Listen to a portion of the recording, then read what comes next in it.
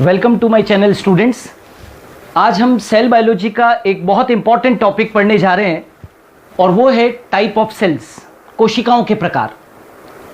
यदि हम कोशिकाओं को देखें तो इनको तीन श्रेणियों के अंदर विभक्त किया गया है: प्रोकैरियोटिक सेल, मीजोकैरियोटिक सेल और यूकैरियोटिक सेल।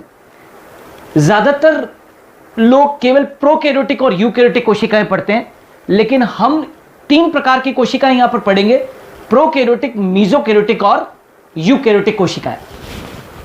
सबसे पहले प्रोकैरियोटिक में प्रो का मतलब क्या होता है? प्रो का मतलब होता है प्रिमिटिव यानी कि आद्य, और कैरियोटिक का मतलब होता है न्यूक्लियस यानी कि केंद्रक। मतलब यह हुआ कि प्रोकैरियोटिक कोशिकाओं के अंदर आद्य प्रकार का या प्रिमिटिव प्रकार का केंद्रक पाया जाता है। अब आइए जानें कि यह प्रिमिटिव प्रकार का केंद्रक क्या होता है। तो प्रिमिटिव प्रकार का केंद्रक ऐसा केंद्रक है जिसमें केंद्रक सुस्पष्ट केंद्रक झिल्ली द्वारा परिबद्ध नहीं रहता है, और ऐसा केंद्रक जिसके चारों तरफ सुस्पष्ट केंद्रक झिल्ली नहीं है, हम उसे केंद्रकाभ यानी कि न्यूक्लियोइड या उसे जीनोफोर कह सकते हैं, या उसे प्रिमिटिव न्यूक्लियस भी कहते हैं। और इस कोशिका की सबसे बड़ी विशेषता है कि यहां पर गुणसूत्रों से संबंधित हिस्टोन प्रोटीन का अभाव होता है। यहां पर मैं रोककर बताना चाहूंगा कि गुणसूत्र क्या होता है। बेसिकली गुणसूत्र is equal to DNA plus protein. मैंने यहां पर ऐसा क्यों कहा कि गुणसूत्र जो है वो सुसंगठित नहीं है? क्योंकि गुणसूत्र क्या होता है? डीएनए प्लस प्रोटीन, लेकिन यहां पर केवल डीएनए है, यानी कि डीएनए नग्न है और उससे परिबद्ध प्रोटीन यहां पर नहीं है। हिस्टोन प्रोटीन का यहां पर अभाव है, और यहां पर केंद्रक के अंदर केंद्रिका का भी अभाव है। केंद्रिका मतलब कि न्यूक्लियोलस का भी क्या होता है? अभाव होता है। अभी हम जब इसको और ज्यादा डिटेल में पढ़ेंगे प्रोकैरियोटिक कोशिकाओं को, तब इसके बारे में और ज्यादा लक्षण पढ़ेंगे। और आपको यह भी मालूम होना चाहिए कि एक प्रोकैरियोटिक कोशिका के उदाहरण कौन कौन से हैं। तो यहां पर जितने भी जीवाणु होते हैं, बैक्टीरिया होते हैं, और नील हरित शैवाल यानी कि blue green algae, blue green algae को हम साइनोबैक्टीरिया भी कहते हैं, और माइकोप्लाज्मा, ये तीनों के तीनों उदाहरण जो है वो प्रोकैरियोटिक कोशिकाओं के उदाहरण है। तो एक बार फिर से रिपीट कर देते हैं कि ये ऐसी कोशिकाएं जिनके अंदर की सुस्पष्ट केंद्रक का अभाव होता है, यानी कि केंद्रक के चारों तरफ केंद्रक झिल्ली नहीं होती है। ऐसे केंद्रक को हम न्यूक्लियोइड या जीनोफोर या हम उसे प्रिमिटिव केंद्रक मानते हैं। यहां पर जो डीएनए होता है वो नग्न होता है, यानी कि उसके साथ में जुड़ा हुआ हिस्टोन प्रोटीन नहीं पाया जाता है। केंद्रक के अंदर केंद्रिका का भी अभाव होता है, और इसके महत्वपूर्ण उदाहरण है बैक्टीरिया, ब्लू ग्रीन एल्गी और माइकोप्लाज्मा। आइए अब हम जानते हैं यूकैरियोटिक कोशिकाओं के बारे में। हम मीजोकैरियोटिक कोशिकाओं को बाद में पढ़ेंगे। क्यों? क्योंकि मीजोकैरियोटिक कोशिकाएं प्रोकैरियोटिक और यूकैरियोटिक कोशिकाओं के बीच की कोशिकाएं। तो हमें पहले प्रोकैरियोटिक के बारे में मालूम होना चाहिए, बाद में यूकैरियोटिक, तभी हम इस लायक बन पाएंगे कि हम मीजोकैरियोटिक कोशिकाओं के बारे में पढ़ पाएं। अब यूकैरियोटिक कोशिकाओं में यू का मतलब क्या होता है? यू का मतलब होता है वास्तविक, और कैरियोटिक का मतलब हम जानते हैं केंद्रक, यानी कि यूकैरियोटिक कोशिकाओं में सुस्पष्ट केंद्रक पाया जाता है। सुस्पष्ट केंद्रक से क्या मतलब है? ऐसा केंद्रक जिसके चारों तरफ केंद्रक झिल्ली उपस्थित हो, उसे हम एक सुविकसित केंद्रक कहते हैं। यहां पर आप देख सकते हैं कि डीएनए अकेला नहीं है, नग्न नहीं है, नेकेड नहीं है, हिस्टोन प्रोटीन उसके साथ में जुड़ा हुआ है, और साथ के साथ यहां पर केंद्रक के अंदर केंद्रिका भी पाई जाती है। एक और महत्वपूर्ण चीज यहां पर मैं बताना चाहता हूं कि प्रोकैरियोटिक कोशिकाओं में जब विभाजन होता है तो किसी भी प्रकार के तर्कु तंतुओं का निर्माण नहीं होता है।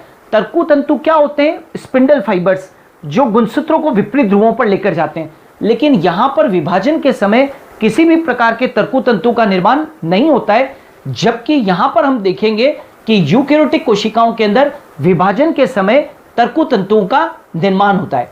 यदि हम उदाहरण देखें तो यूकेरियोटिक कोशिकाओं के उदाहरण कौन है? इस जगत के अंदर जितनी भी उच्च पादप और जितनी भी उच्च जंतु कोशिकाएं होती है वे सभी यूकेरियोटिक कोशिकाएं। हम मानवों को ही ले लीजिए तो उनके अंदर भी कोशिकाओं कैसी होती है? यूकेरियोटिक प्रकार की होती है। अब प्रोकैरियोटिक कोशिकाओं के गुणधर्म आपने पढ़े और यूकेरियोटिक कोशिकाओं के भी पढ़े। अब इन दोनों के लक्षण जो है वो एक मेसोकैरियोटिक कोशिकाओं में पाए जाते हैं।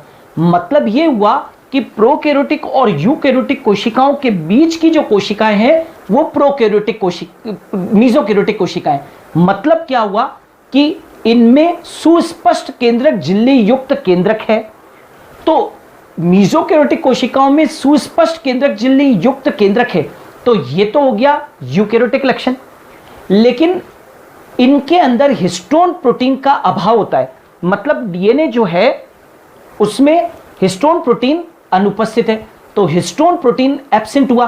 तो हिस्टोन प्रोटीन के एब्सेंट होने के कारण ये एक प्रोकैरियोटिक लक्षण है और हम कह सकते हैं कि यहां पर गुणसूत्र सुसंगठित नहीं है। क्यों? क्योंकि यहां पर हिस्टोन प्रोटीन का अभाव है, जबकि हम जानते हैं कि गुणसूत्र जो होता है वो डीएनए और प्रोटीन से मिलकर बना होता है। तो मैंने यहां पर इसलिए लिखा है गुणसूत्र सुसंगठित नहीं, क्योंकि गुणसूत्र के अंदर प्रोटीन का क्या है? अभाव है, हिस्टोन प्रोटीन का अभाव है। यहां पर एक उदाहरण दे रखा है कि मेसोकैरियोटिक कोशिका का सबसे बढ़िया उदाहरण क्या? मेसोकैरियोटिक कोशिकाओं का सबसे बढ़िया उदाहरण है डायनोफाइसी। ये डायनोफाइसी जो है वो एक क्लास है, एल्गी की एक क्लास है, शैवालों का एक वर्ग है, जिसे हम क्या कहते हैं? डायनोफाइसी कहते हैं।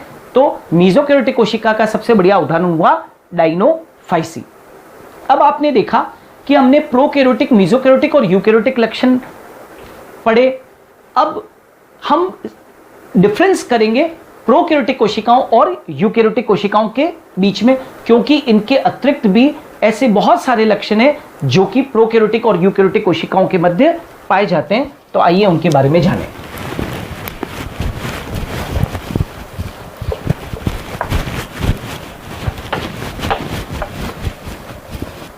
हम यहां पर इन दोनों के बीच में अंतर स्पष्ट करते हैं।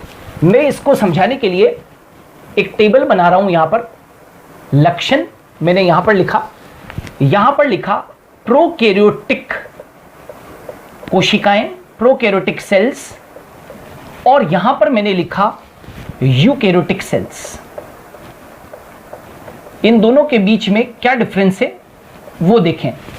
सबसे पहला हम सेल साइज की बात करते हैं कि प्रोकैरियोटिक की सेल साइज कितनी होती है और यूकैरियोटिक की सेल साइज कितनी होती है। तो यहां पर यदि हम सेल साइज की बात करें तो 0.5 माइक्रोन से लेकर और 5 माइक्रोन तक सेल की साइज हो सकती है। और यहां पर आप देखेंगे यूकैरियोटिक कोशिकाओं में तो ये 5 माइक्रोन से लगाकर और 20 माइक्रोन तक हो सकती है। This was the cell size. अब आ जाते हैं कोशिका भित्ति कि आखिर कोशिका भित्ति किस पदार्थ की बनी होती है। तो कोशिका भित्ति यहां पर पेप्टाइडो ग्लाइकेन या फिर अमीनो एसिड्स व कार्बोहाइड्रेट से निर्मित होती है। और यहां पर आप देखोगे तो पादप कोशिका जो होती है उसमें सेल्यूलोज से निर्मित होती है। सेल्यूलोज से निर्मित जंतु कोशिका में हम जानते हैं जंतु कोशिका में सेल वॉल होती नहीं है। और फंजाई के अंदर यानी कि कवक के अंदर सेल वॉल काइटिन से निर्मित होती है। यह डिफरेंस हुआ कोशिका भित्ति के रूप में। तीसरा आप देखें जीव द्रव्य कला की मोटाई, मतलब मैं कहना चाहता हूं प्लाज्मा मेम्ब्रेन की मोटाई। प्लाज्मा मेम्ब्रेन की यदि मोटाई देखेंगे तो यहां पर 40 एंगस्ट्रॉम से लगाकर 50 एंगस्ट्रॉम तक होती है। और यहां पर मोटाई जो होती है वो 75 एंगस्ट्रॉम से लगाकर और 100 एंगस्ट्रॉम तक होती है।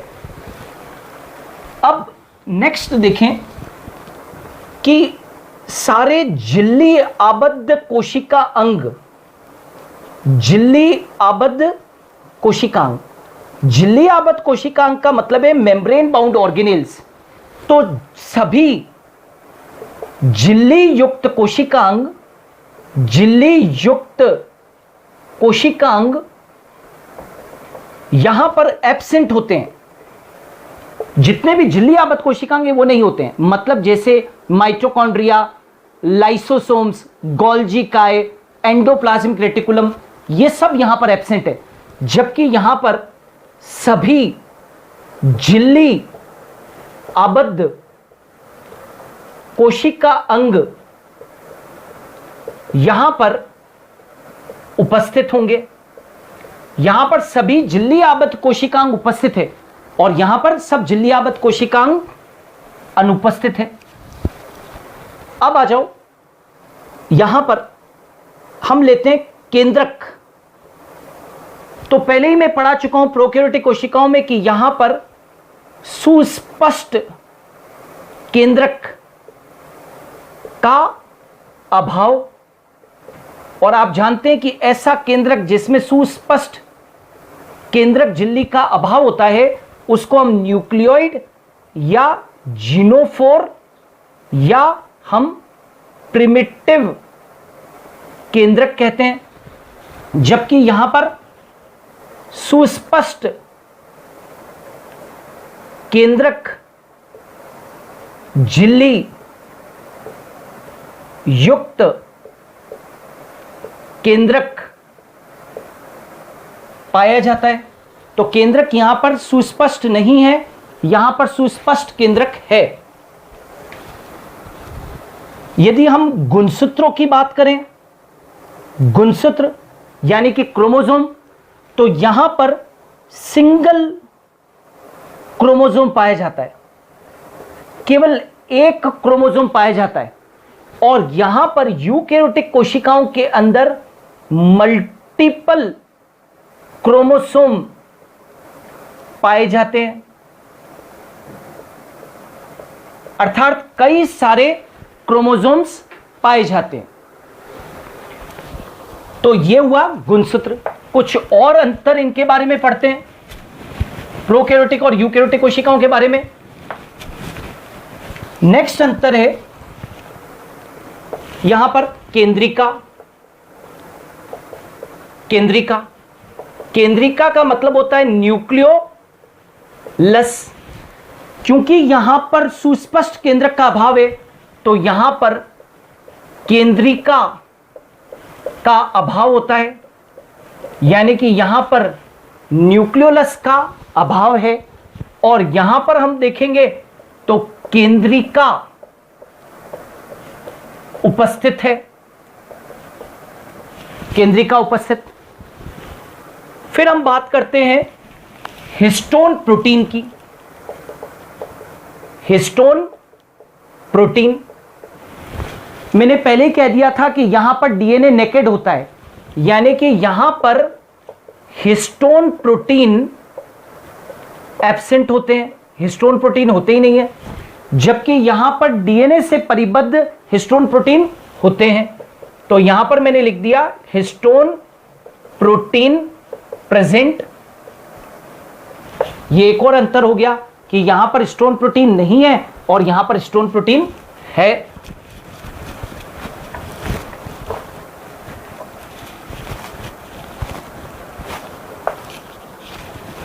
नेक्स्ट पॉइंट,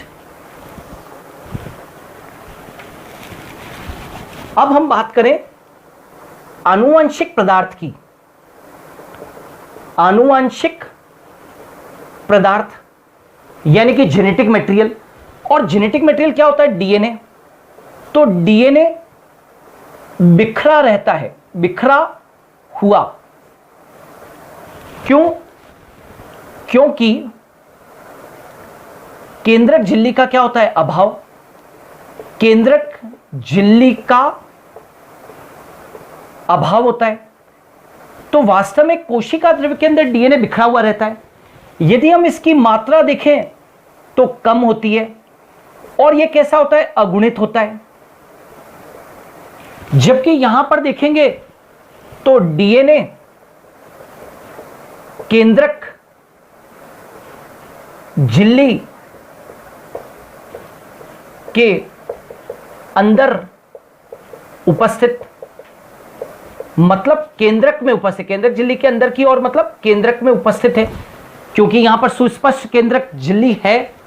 यहां पर मात्रा जो होती है वो इसकी ज्यादा होती है और ये अगुणित है, लेकिन यहां पर देखोगे तो अगुणित व द्विगुणित दोनों प्रकार का हो सकता है, ये दोनों प्रकार का, जबकि यहां कैसा था, ये केवल अगुणित प्रकार का था। नेक्स्ट पॉइंट, हम एक ऑर्गेनेल की बात करेंगे अभी, मीजोजोम। मीजोजोम प्रोकैरियोटिक कोशिकाओं के अंदर माइटोकॉन्ड्रिया नहीं होता है, उनके स्थान पर यहां पर क्या होते हैं, मीसोसोम। तो मीसोसोम होते हैं, ध्यान रहे यहां पर माइटोकॉन्ड्रिया नहीं है, तो श्वसन हेतु यहां पर मीसोसोम होते हैं। मीसोसोम कैसे बनते हैं, तो ये जो जीवद्रव्य कला होती है ना, उस जीवद्रव्य कला के अंतर्वलन से, ये देखिए ये जीवद्रव्य कला है, तो उसके अंतर्वलन से विशेष रचनाएं बनती है, इनको बोलते हैं मीसोसोम। जबकि यहां पर हम जानते हैं कि माइटोकॉन्ड्रिया प्रेजेंट होता है, और यहां पर यदि माइटोकॉन्ड्रिया प्रेजेंट है तो मीसोसोम क्या होगा, एब्सेंट होगा। मीसोसोम एब्सेंट, चूंकि यहां पर माइटोकॉन्ड्रिया नहीं है इसलिए मीसोसोम क्या होता है, उपस्थित होता है। अब आ जाते हैं हम श्वसन विकर पर।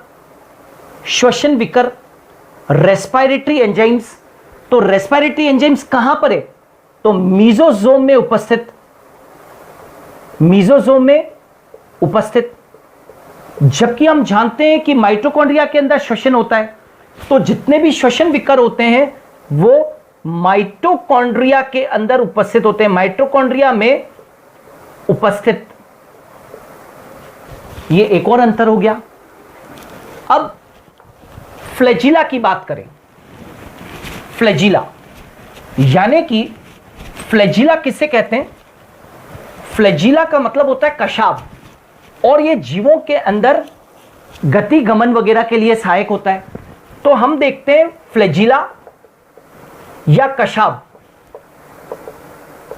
यदि यहां पर कशाब उपस्थित है तो उसके अंदर, कशाब के अंदर फ्लैजिला के अंदर 0+1 शुष्क नलिकाओं की व्यवस्था होती है। शुष्क नलिकाओं की व्यवस्था, बेसिकली जो फ्लैजिला होते हैं वो शुष्क नलिकाओं से निर्मित होते हैं। तो यहां पर शुष्क नलिकाओं की जो व्यवस्था होती है प्रोकैरियोट्स के अंदर वो 0+1 होती है, जबकि यहां पर कशाब में यानी कि फ्लैजिला में शुष्क नलिकाओं की व्यवस्था, शुष्क नलिकाओं की व्यवस्था 9+2 होती है। नेक्स्ट पॉइंट है एक्सोसाइटोसिस व एंडोसाइटोसिस। एक्सोएंडोसाइटोसिस क्या होता है, एक्सो का मतलब होता है कोशिका से किसी चीज का बाहर निकलना, और एंडोसाइटोसिस का मतलब होता है कोशिका के भीतर किसी पदार्थ का आना। लेकिन प्रोकैरियोटिक सेल में ये जो एक्सोसाइटोसिस और एंडोसाइटोसिस का जो गुणधर्म है वो एब्सेंट होता है। ये गुणधर्म केवल किसमें पाया जाता है, यूकैरियोटिक कोशिकाओं के अंदर पाया जाता है। तो यहां पर एब्सेंट है और यहां पर प्रेजेंट है। नेक्स्ट देखें, नाइट्रोजन स्थिरीकरण, नाइट्रोजन फिक्सेशन, नाइट्रोजन का स्थिरीकरण। कई सारे ऐसे प्रोकैरियोटिक जीव हैं, चाहे वो नीलहरित शैवाल हो चाहे कई सारे जीवाणु हो, उनके अंदर नाइट्रोजन फिक्सेशन का गुणधर्म पाया जाता है। जबकि यहां पर जितने भी उच्च पादप वगैरह होते हैं उनके अंदर भी यह गुणधर्म नहीं पाया जाता है। मतलब नाइट्रोजन फिक्सेशन का जो पावर होता है वो यूकैरियोटिक कोशिकाओं के अंदर नहीं होता है, जबकि नाइट्रोजन फिक्सेशन का पावर यहां पर होता है। एक परालैंगिक जनन, परालैंगिक जनन मतलब यहां पर परालैंगिक जनन उपस्थित होता है। परालैंगिक जनन एक वास्तविक प्रकार का लैंगिक जनन नहीं है, मतलब परालैंगिक जनन तो है लेकिन वास्तविक लैंगिक जनन एब्सेंट होता है, जबकि यहां पर वास्तविक लैंगिक जनन उपस्थित और परालैंगिक जनन एब्सेंट। इसको परालैंगिक जनन को हम पैरासेक्सुअल रिप्रोडक्शन के नाम से भी जानते हैं, इसे पैरासेक्सुअल रिप्रोडक्शन भी कहते हैं। यदि आप नेक्स्ट पॉइंट देखें तो विभाजन कि प्रोकैरियोटिक और यूकैरियोटिक कोशिकाओं में विभाजन कैसा होता है, तो विभाजन जो होता है वो असूत्री प्रकार का होता है, असूत्री, एमाइटोटिक।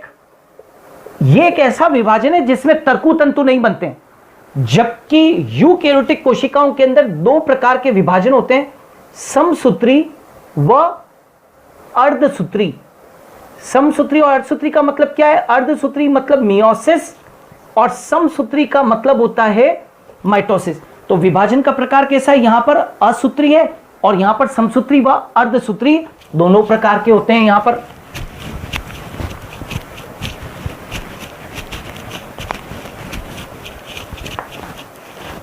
नेक्स्ट रिक्तिका, रिक्तिका यानी कि वैक्यूल्स। कोशिका के अंदर रिक्तिकाएं भी होती है। प्रोकैरियोटिक सेल में किसी प्रकार की कोई रिक्तिका नहीं होती है, जबकि यहां पर रिक्तिकाएं जो होती है वो प्रेजेंट होती है।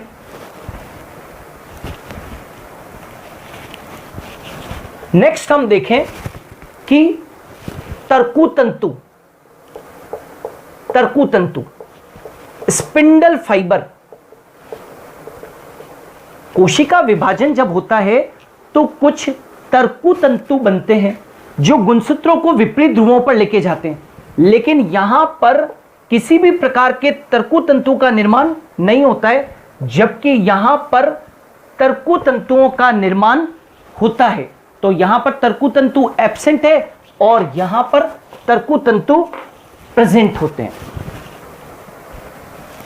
और यदि हम लास्ट में उदाहरण दें तो उदाहरण में यहां पर क्या है? बैक्टीरिया, ब्लू ग्रीन एल्गी और माइकोप्लाज्मा उदाहरण है प्रोकैरियोटिक कोशिकाओं के, और यहां पर सभी उच्च पादप व जंतु कोशिकाएं उदाहरण है यूकैरियोटिक कोशिकाओं की।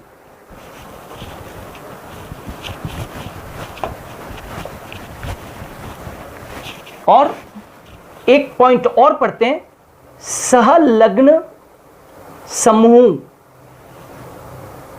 इनको बोलते हैं हम लिंकेज ग्रुप।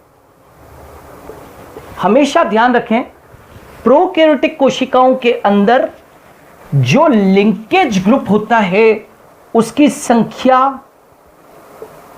1 होती है, जबकि यहां पर सहलग्न समूह की संख्या अगुणित गुणसूत्रों की संख्या के बराबर होती है। एक बार फिर से बोल रहा हूं, संलग्न समूह की संख्या यहां पर 1 होती है, मतलब जितने भी प्रोकैरियोट्स होते हैं उनके अंदर संलग्न समूह की संख्या 1 होती है। क्यों? क्योंकि उनके अंदर गुणसूत्र की संख्या भी 1 ही होती है।